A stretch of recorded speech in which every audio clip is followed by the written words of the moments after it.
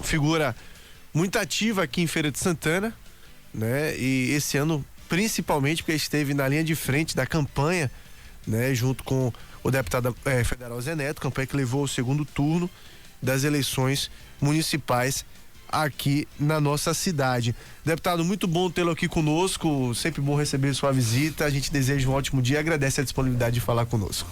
Bom dia, Fernando, bom dia a todos os ouvintes da Princesa. Quero dar um bom dia aqui mesmo à distância para o meu querido amigo Dilson Barbosa, que eu sei que está se protegendo e faz corretamente nesses tempos de pandemia, diante dessa segunda onda. O prazer é todo meu falar com vocês.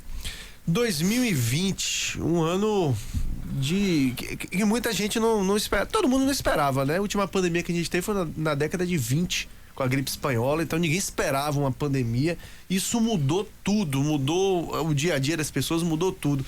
Como analisar esse ano de 2020, tanto do ponto de vista da sociedade de modo geral, como da própria política, né? Já que a gente teve uma eleição importante esse ano, o senhor esteve ativamente participando também. Olha, Fernando, como você disse, esse é um ano que vai ser lembrado por todos, né? A gente que certamente não viveu 18, porque já temos mais de 100 anos e aqui não tem nenhum centenário.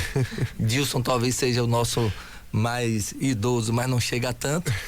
E a gente teve uma vivência inédita com uma pandemia.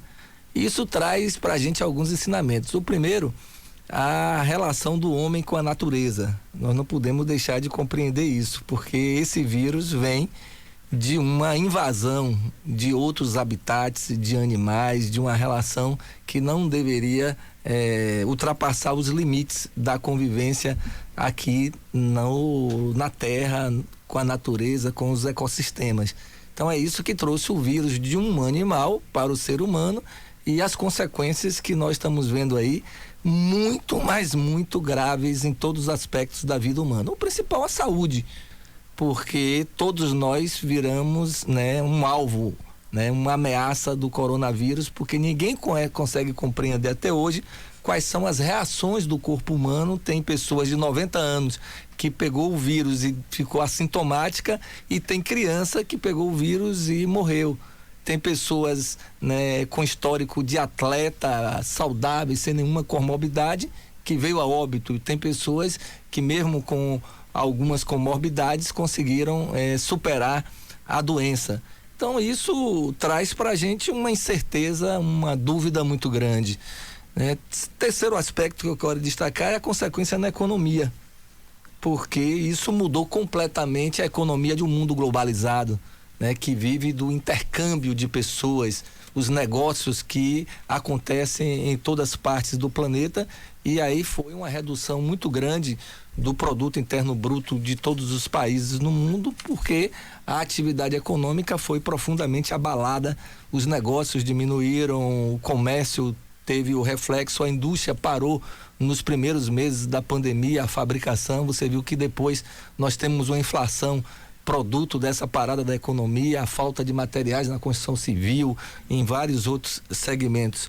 Outro aspecto importante foi a resposta que cada país deu diante do problema, diante da pandemia. E nós assistimos países que conseguiram ter um controle muito grande por concentrar suas medidas na prevenção, especialmente os países asiáticos, né? O povo entendeu a ameaça que tinha e foi muito colaborativo com as autoridades, até países que negaram a pandemia, que negaram as consequências, que subestimaram o poder do vírus, como o Brasil, infelizmente, sobre a liderança do presidente Bolsonaro, tomou uma atitude negacionista, e as consequências nós medimos nas estatísticas de óbitos infectados. Os países que negaram e que não cuidaram da prevenção, não enfrentaram devidamente, ostentam o ranking daqueles que perderam mais vidas e tem mais pessoas doentes. É o caso dos Estados Unidos, é o caso do Brasil. O Brasil, infelizmente, ontem morreram quase 1.000 pessoas, chegando já em 183 mil óbitos durante essa pandemia. Então essa atitude continua agora em outra fase decisiva, que é a fase da descoberta, do desenvolvimento da vacina, porque há um ano cientistas em todo o mundo, né, concentrados, eu imagino milhares de pessoas trabalhando aí de forma até concorrencial, na iniciativa privada, nos laboratórios, nos institutos de pesquisa, para descobrir isso que todo mundo classifica como uma porção de ouro diante da realidade que nós vivemos, que é o imunizante, aquilo que impede você de desenvolver os sintomas dessa doença.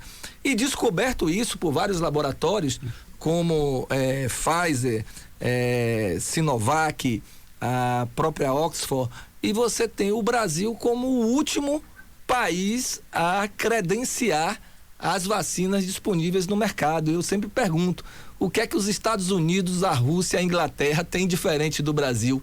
Se essas vacinas já foram registradas lá, por que não registradas aqui?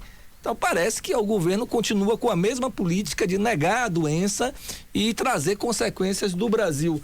Não só ter mais pessoas com mortes e também afetadas pela doença, mas a economia do Brasil ficar lá na rabeira da reinserção nessa nova ordem pós-pandemia. Porque sabe que vai ter protocolo, um país que imunizou o seu povo não vai aceitar que pessoas não imunizadas possam visitá-lo e levar a doença de volta para lá.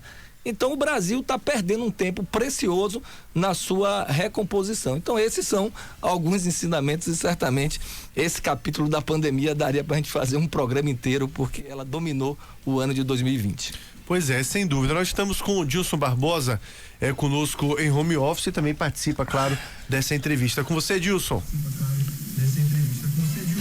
Pois é, Fernando. Primeiro eu quero saudar a Robson, o deputado Robson Almeida, independente de ser um político eficiente, ele é um amigo pessoal nosso, é um parceiro também, e desde quando foi secretário de comunicação, que nós aprendemos a admirar o comportamento, a seriedade e a honestidade de Robson e as palavras dele, um homem de palavra, não é? Eu faço ressaltar isso, que posso testemunhar, quando foi secretário de comunicação, a palavra de Robson, a gente tinha certeza que as coisas estavam dadas, os projetos estavam ocorridos.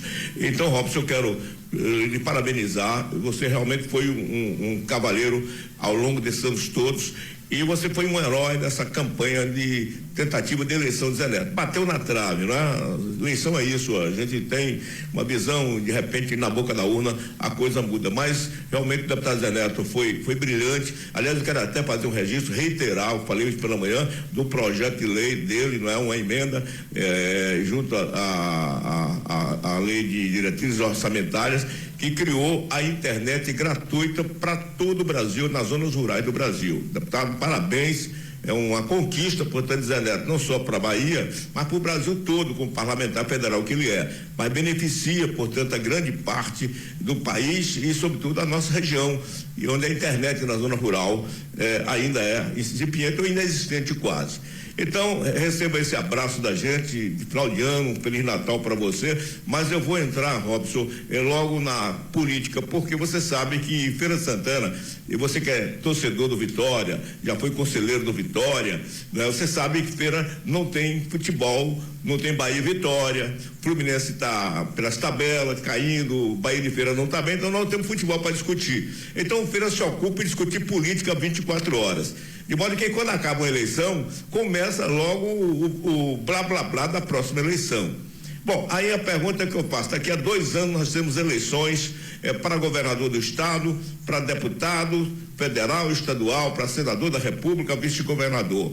Como é que está hoje o grupo político ligado ao seu partido, ao PT, sabendo-se que Rui Costa não é candidato à reeleição a governador, sabendo-se que Otto Alencar teve hoje uma grande vitória, o seu grupo político ganhou mais em quase 110 cidades da Bahia e considera-se um nome forte.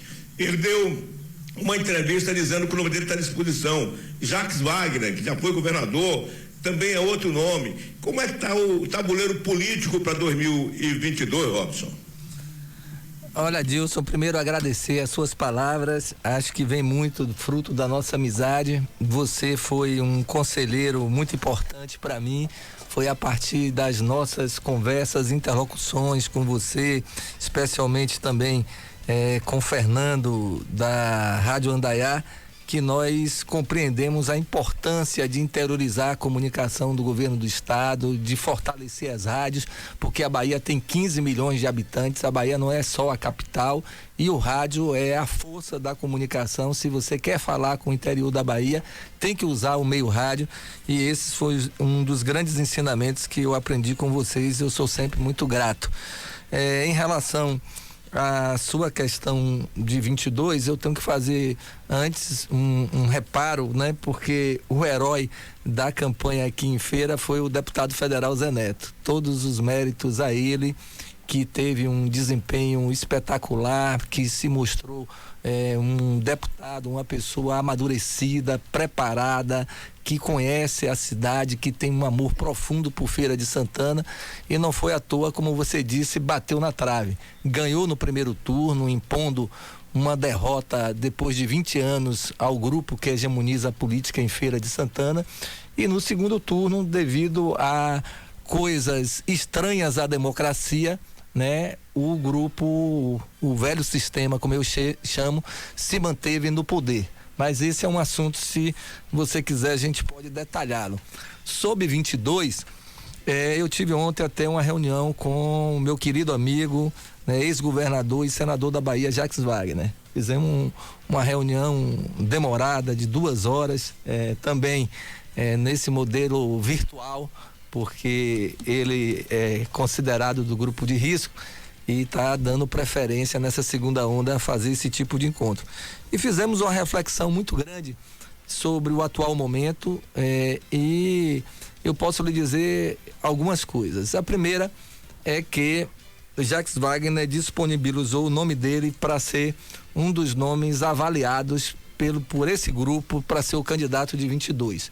Está colocando-se à disposição para unir o grupo. Se o PP, o PSD, o PSB, o PCdoB, todos os partidos que fazem parte dessa aliança vitoriosa que há 14 anos governa a Bahia, ele está disposto a pegar essa tarefa. Ele é senador, tem 8 anos de mandato, mas se dispõe. Segundo, um balanço positivo, né, do que o PT lidera aqui nesses 14 anos de grandes transformações nos estados. Os 8 anos de Wagner com a marca forte, né, de transformações sociais, especialmente na infraestrutura, mais água, mais energia no campo, a habitação, a Bahia recorde de todos os programas sociais na parceria com Lula e Dilma, a Bahia que conseguiu recuperar sua malha rodoviária e colocar em implantação projetos importantes, como a recuperação do metrô de Salvador, a construção da ferrovia Oeste-Leste, a implantação da ponte Salvador-Itaparica, todos os projetos que vêm do tempo de Wagner, governador, que Rui deu sequência. E Rui foi uma surpresa das mais agradáveis como gestor competente, como gestor realizador, que eu só destaco entre grandes feitos dele, ser o governo que mais investe na saúde agora no Brasil, enfrentando essa pandemia, abrindo novos hospitais, policlínicas, levando a saúde mais perto da população. Então, não tenho dúvida nenhuma que o nosso grupo, né, unido, ele tem grandes chances de manter, né, essa liderança, essa condução que o baiano aprova nos índices de aprovação que dá o governador Rui Costa. Bom, deputado, o senhor falava aí do desempenho do deputado Zé Neto, o Dilson Barbosa também. No primeiro turno saiu vencedor das eleições municipais em Feira de Santana. No segundo turno teve um momento de uma virada, né, nas urnas. Venceu o atual prefeito Colbert Martins Filho, e o senhor fala aí coisas estranhas à democracia. Na opinião do senhor, o que é que determinou essa virada, o que é que determinou o resultado final das eleições? Olha, Fernando, cumprimentando também minha queridíssima rubro-negra Ana Paula, Miro Nascimento, Bárbara Barreto. Toda vez que eu ouço a voz de Ana Paula, seja em uma ligação para mim, seja em um comercial, sempre me traz boas emoções, boas alegrias pelo ser humano que ela é.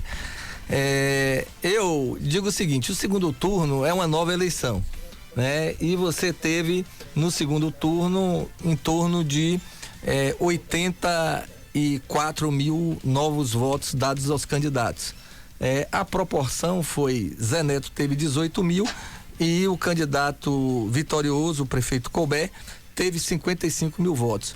O que é que explica que no segundo turno, em 15 dias, essa proporção de 3-1, quando há 15 dias atrás o candidato Zé Neto teve 10 mil votos de frente em relação a Colbert. Então eu digo, são os pontos estranhos à democracia. Porque em condições normais, o que é que você avalia? Os apoios que cada um teve.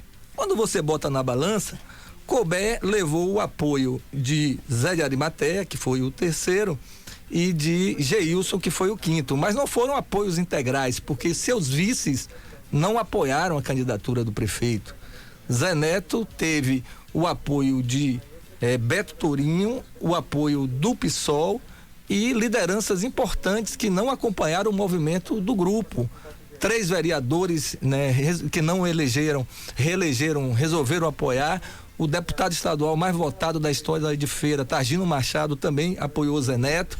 E além disso, você teve contra Colbert a declaração da deputada Daiane Pimentel, que foi a 4ª colocada, dizendo que não votaria, que não apoiassem Colbert. Então, no balanço, creio que Zé Neto não saiu em desvantagem. Outra variável para você avaliar é o programa de televisão e rádio do segundo turno. Também, nas pesquisas qualitativas que nós fazíamos diariamente, não havia nenhum tipo de vantagem da campanha do adversário em relação a Zé Neto. Outro aspecto é debates, né? Minha opinião, minha percepção de todo mundo que eu conversei, né, é que Zé Neto teve uma melhor performance nos debates, inclusive no último, que é o de maior audiência da televisão da Subaé. Então você vai pegando a campanha de rua. A campanha de rua de Zé Neto no segundo turno teve a mesma força do primeiro turno. O governador Rui Costa teve aqui 3 vezes carreatas, que era a atividade permitida em todos os bairros de Feira de Santana. Então, uma força da campanha de rua, uma campanha muito forte, feita pelo povo. O povo foi que abraçou a campanha de Zé Neto, passava no comitê, pegava o material e levava para os seus bairros, colava nas suas casas, pegavam as bandeiras. Era uma campanha muito espontânea. Então, isso é da democracia. O que é que estranho a democracia? Estranho a democracia foi o abuso da máquina pública, feita pelo grupo que governa a Feira há 20 anos.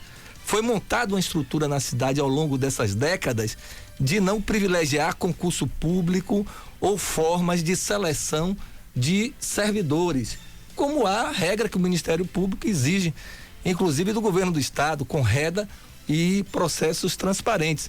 Então, o modelo de cooperativas, de terceirizados, foi montando aí um conjunto de pessoas de indicação política e que foram amplamente mobilizados no segundo turno sobre a ameaça de perder emprego. Eu tenho vários depoimentos, vários áudios e reuniões que aconteceram em órgãos públicos para esse comando ser manifestado. Então, um exército foi mobilizado em função dessa ameaça. Depois, a distribuição de 26 mil cestas básicas na boca da eleição, já no final do primeiro turno. E também nós temos várias denúncias, filmes, fotos, né, dessa distribuição irregular de cesta básica buscando apoio eleitoral. Além disso, você tem várias coisas que não seriam regra no mês da eleição. A antecipação do pagamento do funcionalismo, que a tabela divulgada era dia 30 e foi pago antes. Convocação de concurso público, parado há meses, há tempo, na prefeitura e foi feito. Então a máquina foi usada sem nenhum pudor para a campanha do atual prefeito. Além disso, tem um outro assunto também importante e relevante, que não é só em Feira, que faz parte desse novo momento da democracia no Brasil, que eu chamo manipulação da fé. Qualquer pessoa tem o direito de ter a sua religião, que o país é um país laico e livre de liberdade religiosa, mas o uso da fé não pode ser manipulado para o processo político eleitoral. E isso aconteceu em Feira e eu também tenho provas desse acontecimento, de vídeos, de depoimentos gravados. Inventaram mentiras, fake news, que Zé Neto ia fechar igrejas por ser do PT, que o governador veio para Feira para fechar igrejas e que Colbert não deixou que isso acontecesse. E espalharam esse fake news nesses cultos que eu chamo de neopentecostais, porque eu não generalizo, não são todas igrejas e não são todos evangélicos. Mas tem um bocado de igrejas que trouxeram aqui lideranças nacionais, como o deputado federal por São Paulo, que teve aqui presente, como o Silas Malafaia, que gravou vídeo aqui, fazendo uma ordem unida para que votassem contra o candidato do PT.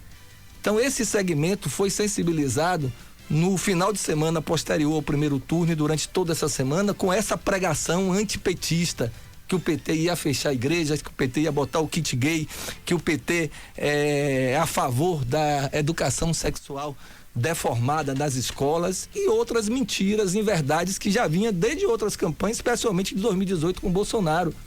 Eu tenho um vídeo de carro de som rodando nos bairros de Feira, falando a mesma coisa que era falada nesses tempos religiosos, que o PT é contra a família, que o PT ia acabar com a liberdade de culto e ia fechar as igrejas. Então é isso que eu chamo estranho à democracia, a manipulação da fé e o abuso da máquina pública. Tem outros fatos também que são notórios na cidade, como a utilização na véspera da eleição do cantor e deputado Igor Canário em relação a residenciais do Minha Casa Minha Vida, fazendo uma espécie de showmício. Então, a minha explicação é que são esses fatores que levaram a essa proporção de 3 votos a 1 no eleitorado do segundo turno, mudando, né, dando essa virada, como você falou aqui. Bom, deputado, a gente falava, né, sobre os apoios, o senhor analisava aí sobre os apoios no segundo turno. 2 chamaram a atenção. Eu vou começar perguntando de um para depois ir para o outro, para a gente ir por partes. Deputado estadual Carlos Geilson, que até voltou a ser deputado agora, é seu colega novamente na Assembleia Legislativa da Bahia. Ele, após as eleições de 2018, né, migrou do grupo político do então prefeito José Ronaldo de Carvalho, aliás, então candidato a governador do estado, José Ronaldo de Carvalho, para o governador Rui Costa, assumiu o cargo de ouvidor do estado aqui na Bahia e após o primeiro turno das eleições ele migrou novamente para o grupo político liderado por José Ronaldo de Carvalho e ACM Neto. Como é que o senhor analisa esse movimento que ele fez, né, de ter ido ao grupo político ao qual o senhor faz parte e depois ter decidido sair novamente? Olha, é melhor que o próprio Carlos Geilson explique a sua opção. O que se comenta, o que se fala é que é a obtenção do mandato de deputado que foi o mobilizador principal para sua mudança de posição. Eu tenho um respeito grande por ele, conversamos muito antes, durante o processo eleitoral e creio que era importante que ele pudesse explicar essa manifestação que todos acharam abrupta quando ele foi para o grupo do governador e da mesma forma abrupta quando ele saiu do grupo do governador sem construir uma narrativa, um processo, porque estava fazendo movimentos tão abruptos. Então, essa questão me parece que seria mais própria de uma explicação do personagem que está envolvido. Em relação o deputado Targino Machado, esse já tinha construído uma trajetória, uma narrativa de que já tinha definido a posição dele no segundo turno. Qualquer que fosse o candidato que enfrentasse o velho sistema em Feira, que enfrentasse o candidato do velho sistema, ele estaria com esse candidato. Então, se fosse Geilson, se fosse Arimateia, se fosse Daiane, ele apoiaria como apoiou o Zé Neto. Então esse daí já tinha uma explicação pública da sua posição. Bom, quanto a deputada federal Daiane Pimentel, foi algo que chamou muita atenção também, porque ela foi eleita pelo PSL, né, defendendo o então candidato, hoje presidente da República, Jair Bolsonaro, e chegou a dizer aqui no programa, né, Ana, a gente sempre utiliza essa fala porque foi uma fala muito icônica. Ela falou: meu mandato é de Bolsonaro. A gente até perguntou: deputada, é a forma de falar? Não, é dele mesmo, ele que direciona o meu mandato. O que ele achar melhor eu vou fazer, ele é meu grande guia. E de repente acabou, né, que houve um desentendimento e ela rompeu com o presidente Bolsonaro, mas ainda no PSL. E tinha um discurso muito forte de combate justamente ao PT, que é o partido ao qual o senhor faz parte. No segundo turno, ela não disse apoio o Zé Neto, mas ela deixou para quem quiser entender. Só não falou isso, só não falou essa frase. Porque ela disse: eu não voto em Colbert de jeito nenhum enfaticamente falando, e disse: branco e nulo eu também não voto. Então só tinham 4 opções. Ela excluiu 3 e deixou a opção do voto dela pelo deputado federal Zé Neto no segundo turno. Houve algum tipo de conversa com a deputada Daiane Pimentel? Vocês chegaram a se reunir de alguma forma? E como é que o senhor analisa esse apoio, entre aspas, que ela deu, pelo menos sem declarar o voto, mas dizendo: são 3 opções, não voto nas outras 3. São 4 opções, não voto nas outras 3, exatamente. Olha, Fernando, primeiro, lhe parabenizar porque você é bom de lógica. Segundo, eu tive com a deputada Daiane nos debates que ocorreram no primeiro turno e tive a oportunidade de conversar com ela. O que eu senti foi uma pessoa muito magoada com a atitude da campanha de Couber no primeiro turno.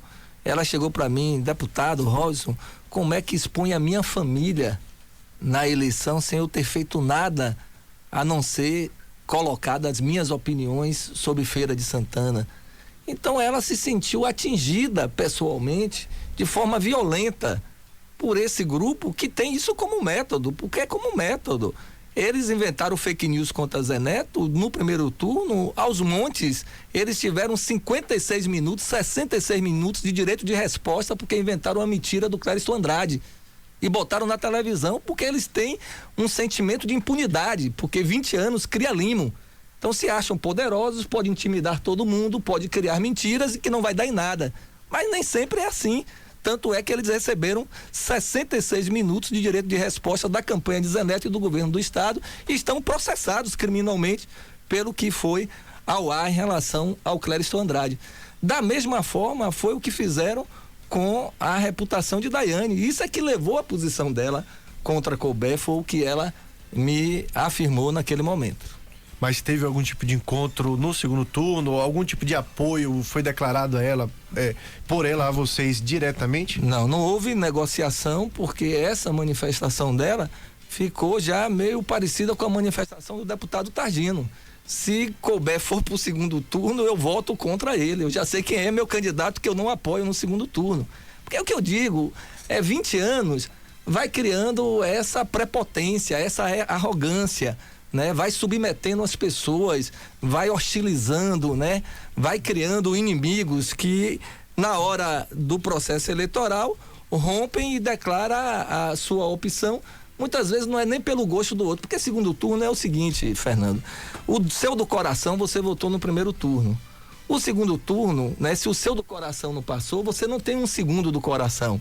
Você tem aquele que não é do coração, para votar contra. Então, creio que isso movimentou a opinião do deputado Targino e também da deputada Daiane Pimentel.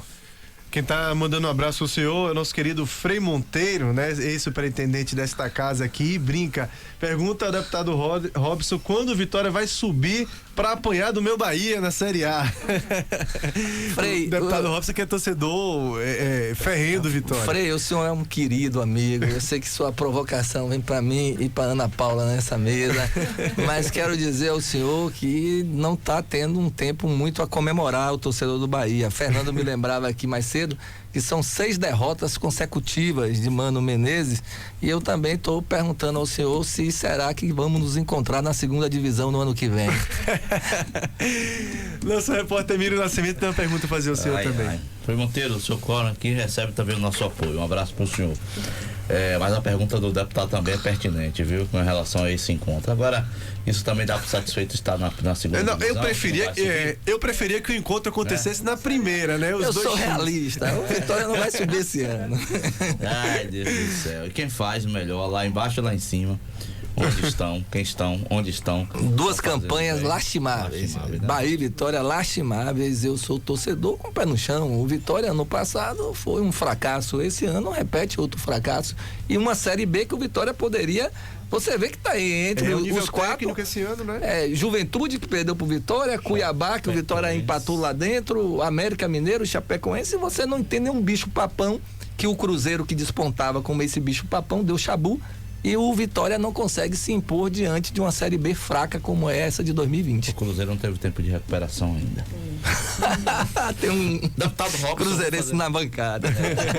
Fazer uma conjectura que funciona essa questão política da seguinte forma: A gente está discutindo aqui sobre a questão da deputada Daiane, e onde ela fez a afirmação dela relacionada à questão do prefeito Couber Martins, mas ela vinha de uma dissidência do PSL, onde ela afirmava, como o próprio Fernando dizia, candidatura ao meu mandato é do Bolsonaro.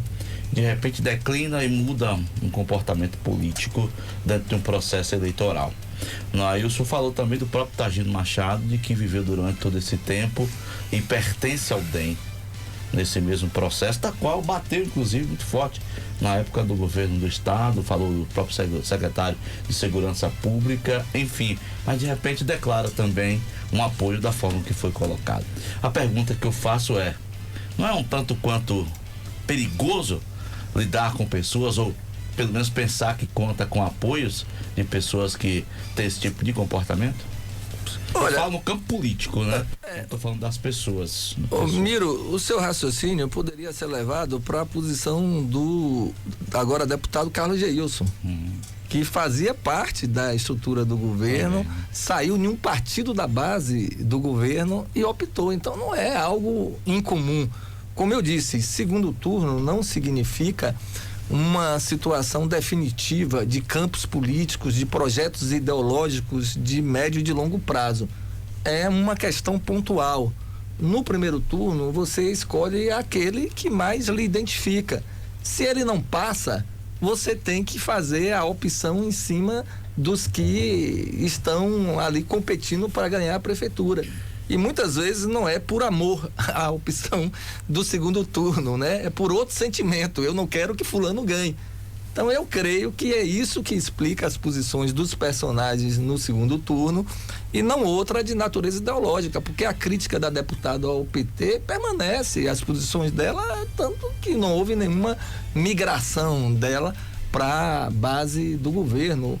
O grupo político dela apoiou a ACM Neto em Salvador, não tenho dúvida, se tivesse segundo turno em Salvador e tivesse o candidato do DEM no segundo turno, o grupo dela apoiaria o candidato de DEM. O que explica é uma razão local, é o ataque que foi feito a ela durante a campanha, a família dela, a forma, eu diria até mesmo baixa, rebaixada de fazer política pelo atual grupo político que há 20 anos comanda a cidade. É isso que levou à reação das pessoas que não suportam mais humilhação, que não suportam mais esse tipo de ameaça à sua honra, à sua integridade. Todo mundo tem o seu valor e não abre mão disso, e acho que essa é a postura que levou a deputada federal Daiane a não votar e declarar isso publicamente no candidato do velho sistema aqui em Feira. Aí a outra pergunta é exatamente sobre essa questão até que ponto teremos a influência política local para a eleição em nível estadual nas próximas eleições? Eu pego 2 exemplos, Miro, para te responder. Em 2006, eu coordenei a campanha vitoriosa do governador Jacques Wagner. Eu disse até Zé Neto, que é meu amigo e irmão, ó Zé, depois da campanha de Wagner, né, emoção semelhante eu vivi aqui em Feira, porque foi a campanha mais emocionante que eu participei da minha vida, foi de 2006, e agora a Feira me fez reviver aquele mesmo sentimento, porque a população clama por mudança, né? Só não aconteceu a mudança em 2020 por essa manipulação da democracia aqui no segundo turno. Mas os dias estão contados, eu não tenho dúvida nenhuma que esse vai ser o último mandato desse sistema político aqui em Feira. A população não aguenta mais, né? O transporte coletivo em colapso, um BRT fantasma, os postos de saúde sem médicos, sem assistência, a população abandonada à própria sorte, sem nenhuma proteção social nesse período, a economia da cidade declinante, as obras eleitoreiras mal feitas aqui. Então esse velho sistema está agonizando, e diz que, um ditado popular, quando o defunto está perto de morrer, sempre dá aquele último suspiro, e acho que esse foi o último suspiro do velho sistema aqui em Feira. E indo para a sua pergunta, eu não vejo uma relação de causa e efeito com a eleição municipal e a eleição estadual. A de Wagner, como eu falava, nós tínhamos 53 prefeitos apoiando dos 417 em 2006, e Wagner ganhou a eleição em primeiro turno. Então mostra que a relação da escolha do candidato a governador, ela é autonomizada pelo eleitor mediante a indicação do próprio prefeito da sua cidade. O prefeito da sua cidade pode apoiar governador A, B ou C, como também vale para presidente. Por que é que o PT não consegue ter 30%, 40% dos prefeitos no Brasil, tem em torno de 5%, 10%, e consegue sempre apresentar um candidato competitivo e ganhar, como ganhou, 4 eleições consecutivas? Porque o eleitor, ele escolhe diretamente o seu presidente e o seu governador. Então eu não vejo essa relação. Tem muita gente da oposição soltando fogos antecipadamente, dizendo que o resultado da eleição demonstrou uma queda do PT e que agora eles estão já preparados para ganhar em 22. Eu acho que é bom ter um pouco de paciência, ter calma. Está muito longe da onça beber água e tem 2 anos aí para as coisas acontecerem. Porque se a gente for analisar friamente, falaram a mesma coisa em 16, quando ganharam o Camaçari, que o PT administrava, Vitória da Conquista, que o PT administrava, Simões Filhos e outras cidades da Bahia, como ganharam aqui em Feira de Santana no primeiro turno.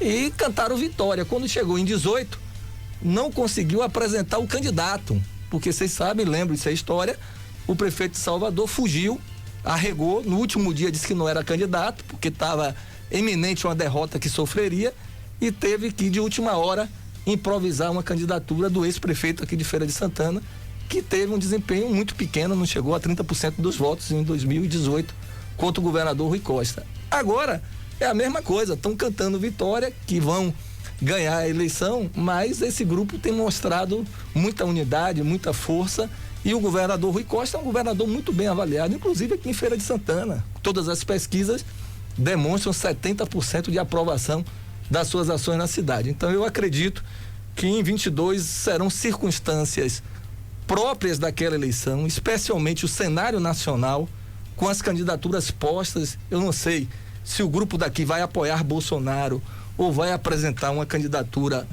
nacional do DEM, do PSDB, como apresentou em 18 a candidatura de Alckmin, e ela não emplacou. Tanto é que o candidato do grupo, na última semana, migrou do apoio a Alckmin e foi apoiar Bolsonaro. Vocês se lembram desse fato? O ex-prefeito tomou essa posição porque viu que estava perdida a candidatura de Alckmin. E se Bolsonaro vai ter palanque no estado, e quem é que vai sustentar esse palanque dele aqui no estado? Então são essas variáveis que vão organizar a disputa na Bahia e no Brasil, nas diversas unidades da federação. Por isso que eu digo que é muito cedo para cantar a vitória e tem que ter muita paciência para chegar a hora da onça beber água e ver quem é que tem farinha no saco. Bom, deputado, o Miro tem mais uma? Mas você sim, dessa linha mesmo. Em cima desse assunto, só para não perder o fio da meada, em cima desse assunto de 2022, Dilson Barbosa até perguntou a respeito da candidatura a governador, né? E me parece, claro, que 2 anos ainda as coisas podem se desenhar de forma diferente, mas se eu tiver errado, o senhor me corrija. Me parece que se desenha mesmo dentro do grupo o nome de Jacques Wagner, né? Atual senador da República, ex-governador do estado. Mas aos demais cargos, como é que o senhor vê o cenário se desenhando nesse momento? Até porque 2021 a gente acredita que muita coisa deve acontecer e solidificar em relação às próprias candidaturas. Primeiro, em relação ao próprio Senado, fala-se que o governador Rui Costa pode sair candidato ao Senado. Aí tem uma questão também com o próprio Otto Alencar, atual senador. Uma especulação anterior que se tinha de que aconteceria alguma espécie de acordo, que ele abriria mão de uma candidatura ao Senado para sair junto com o PT ao Estado, e o Rui Costa sairia. Você vê que é muita conspiração, mas a gente sabe que a política funciona muito assim, esse jogo de quebra-cabeça. Deputados federais e estaduais, e aí eu vou perguntar diretamente ao senhor também, se a sua candidatura a deputado estadual para reeleição é uma tendência natural, ou se o parte para um voo um pouco maior para deputado federal? Como é que fica essa construção? Como é que está nesse momento? A Fernanda aqui está me apertando, mas eu vou responder aqui diretamente, vou anunciar o que seria minha chapa dos sonhos, o que é que eu acho que deve acontecer em 22. Meu candidato a presidente chama-se Rui Costa. Acho que Rui Costa deveria ser o candidato do PT à presidência da República por esses 6 anos de grande virtuosismo à frente da gestão do governo do estado em tempos adversos de pandemia e de perseguição do governo federal, e ele tem uma resposta muito importante aos desafios de governar um grande estado como a Bahia. E a propósito, é real mesmo isso a nível nacional? Tem essa discussão já? Tem a discussão, né? O Rui está entre os nomes possíveis. É óbvio, uma torcida grande para que o presidente Lula restabeleça seus direitos políticos e possa ser candidato. Há sempre a candidatura de Haddad, natural, porque foi candidata do passado, mas eu tô falando, você me perguntou da minha chapa. Preferência, minha sim. preferência. Minha chapa é na Bahia, para mim, só explicando antes, né, o vice-governador João Leão não pode ser mais candidato a vice-governador porque completa 8 anos no cargo. Então a minha sugestão, se eu puder fazê-lo, é que a chapa ao governo do estado tenha Jacques Wagner como governador, João Leão como senador e Otto Alencar como vice-governador. Acho que essa chapa é muito competitiva, mantém a unidade do grupo, e com Rui Costa candidato a presidente, creio que as condições de vitória são muito amplas. E isso favorece a nossa chapa de deputados federais e chapa de deputados estaduais, respondendo a sua pergunta. Porque muita gente me consultava, Fernando, durante a campanha, dizendo, Zé Neto vai ganhar a eleição em feira, vai ser prefeito, você vai virar candidato a deputado federal? E eu dizia às pessoas, olha, política geralmente é destino, a gente não controla muito por nossa opção individual o que é que nós vamos fazer, porque nós representamos pessoas, grupos, projetos, e essas outras variáveis têm que ser sempre consideradas. Mas, da minha vontade pessoal, eu continuo como estou, porque tem uma dimensão muito importante para mim, que é a minha família, e eu tenho filhos pequenos. E para mim, a vida de Brasília, já vivi como deputado federal, me afasta muito da minha família. Eu fico 3 dias fora, e quando eu chego no aeroporto não significa que eu vou para casa. Eu tenho uma atividade porque eu sou um deputado de presença. Depois da campanha eu já vim aqui 4, 5 vezes em Feira de Santana. Depois dessa entrevista eu vou para Santo Antônio de Jesus, para Dom Macedo Costa, para Cruz das Almas. Semana que vem eu viajo de novo, porque quando eu fui candidato, o que as pessoas mais se queixavam comigo era o seguinte: olha, Robson, nós não estamos cansados de votar em deputado que só aparece aqui de 4 em 4 anos. Nós não queremos lhe pedir nada não, nós queremos que você venha aqui saber o que está acontecendo com a gente.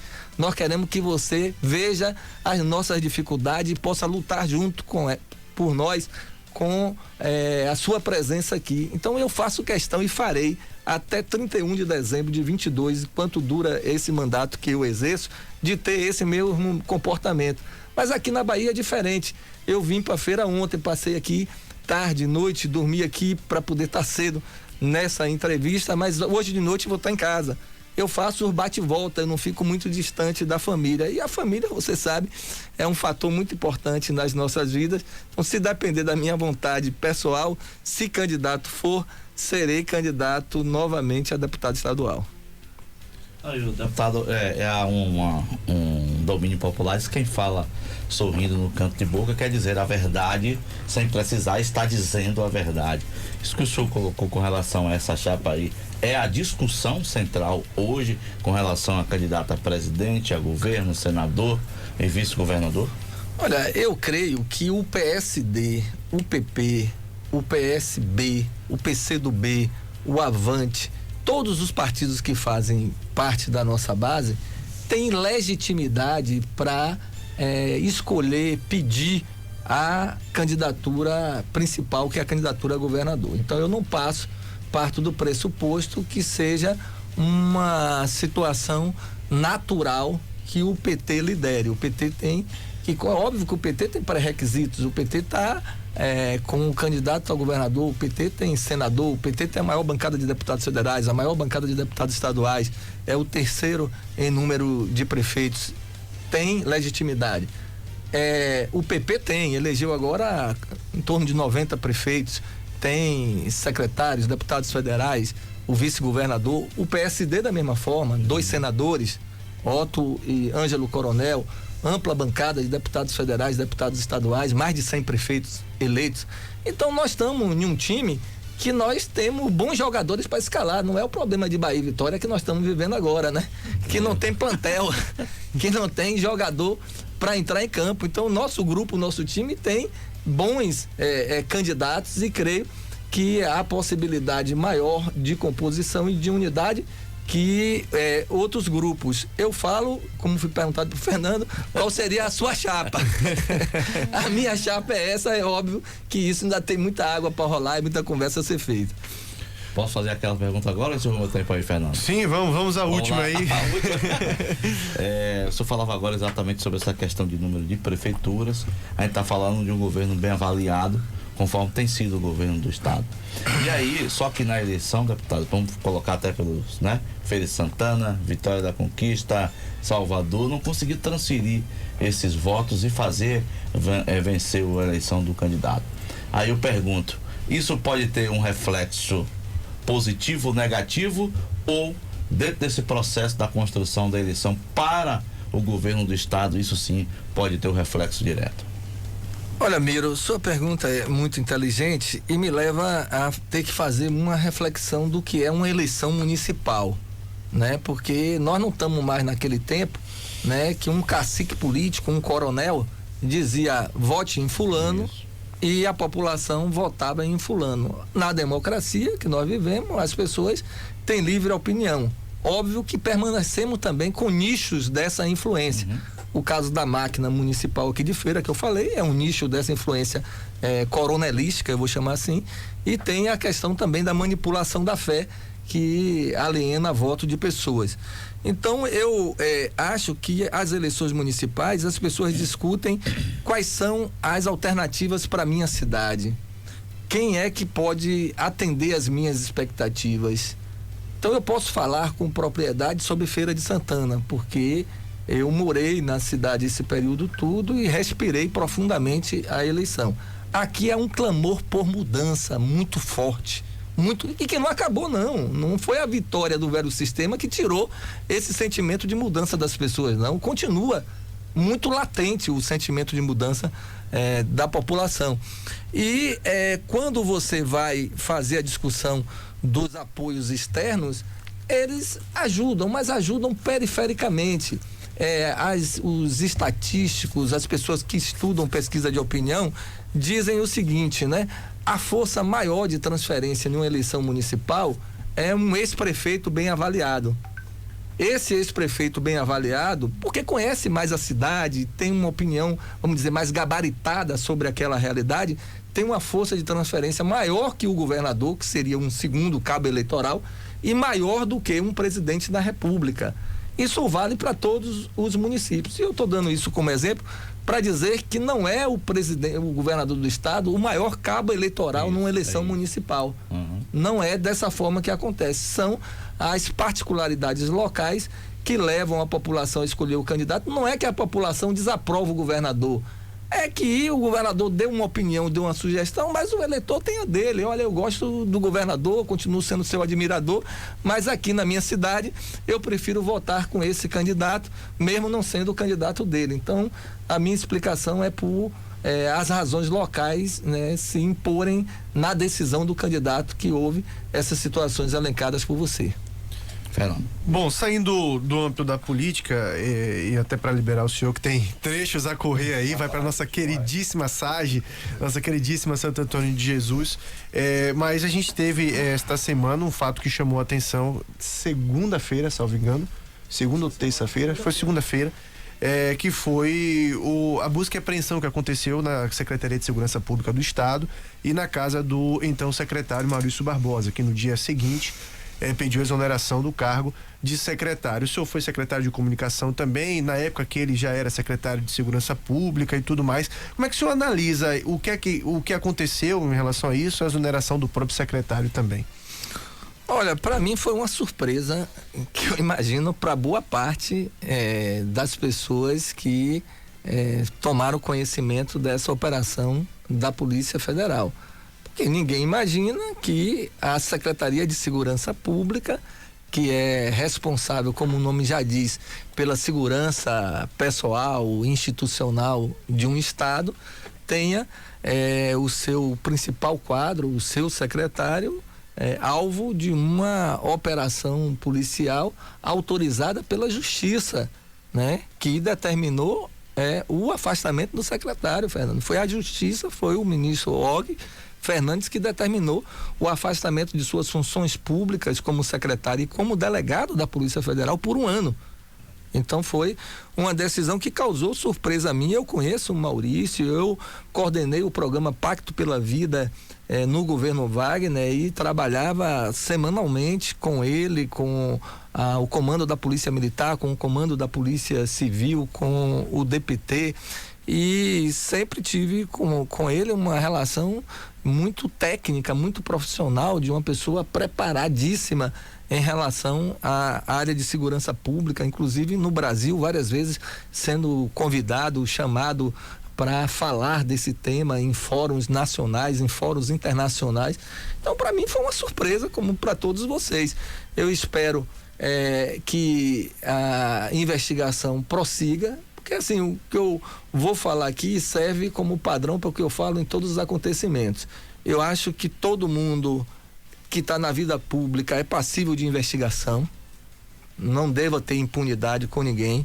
Todo mundo tem o direito da ampla defesa, não pode acusar as pessoas sem dar o direito das pessoas se defenderem. Todas as pessoas devem ser julgadas de forma isenta e não parcial, como nós vimos no Brasil recentemente. E quem cometeu os seus erros comprovados tem que pagar pelos seus erros. Isso vale para todo mundo. Não pode ser para uma pessoa que comete um delito numa feira, um roubo pequeno e tem um tratamento, ou uma pessoa, uma grande autoridade, seja ele um juiz, um desembargador, um secretário. A lei tem que valer para todos. Então me causou surpresa e eu espero aí o desenvolvimento das investigações e das revelações, e que ele tenha capacidade de se defender diante do que foi colocado na justiça, e se ele efetivamente cometeu erros, né, isso será objeto do julgamento a que ele será submetido, né?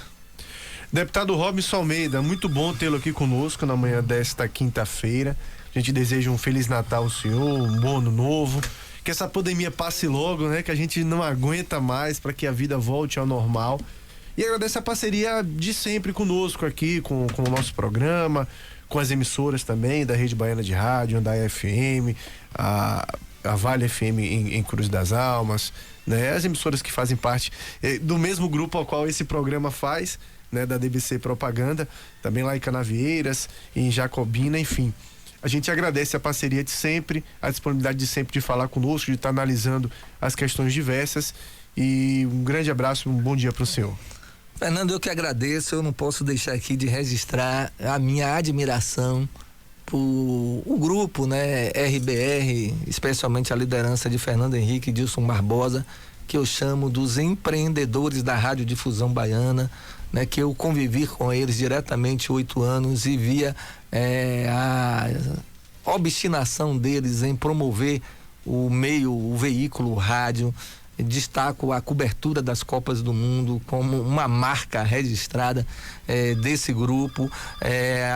Nessa idade, nessa posição deles, que poderiam já estar descansando, poderiam já estar gozando a vida de uma forma diferente, volta e meia me avisa: compramos uma rádio ali, vamos comprar outra rádio ali. Eu falei: rapaz, vocês ainda têm energia para estar mexendo com o segmento? Ele falou: rapaz, não tem jeito, isso é nossa vida, é o que nós gostamos de fazer. Então eu quero agradecer a vocês por essa parceria, parabenizar todo o grupo por essa capacidade empreendedora e de levar informação de qualidade para a população. Desejar a todos que estão nos ouvindo um Feliz Natal, um próspero Ano Novo. Nós estamos nesse momento de pandemia e eu digo sempre: vamos fazer sim, manter a tradição, as confraternizações, mas com todos os cuidados, porque isso também faz parte da nossa alma, da nossa existência. Não ficar num quadro para baixo, depressivo. Vamos encontrar nossos filhos, nossos pais, entregar os presentes de final de ano, celebrar a vida, pedir, né, em oração, cada um na sua crença, para que 2021 a gente consiga superar essa terrível pandemia e possa ter um ano bem melhor do que foi o ano de 2020. Muito obrigado aí a todos pela audiência, pelo carinho, pelo acolhimento aqui em Feira de Santana, em um 2021 repleto de realizações para todos nós. Conversamos então com o deputado pelo PT, Robson Almeida, né, que foi coordenador, inclusive, da campanha do deputado federal Zé Neto às eleições municipais aqui em Feira de Santana.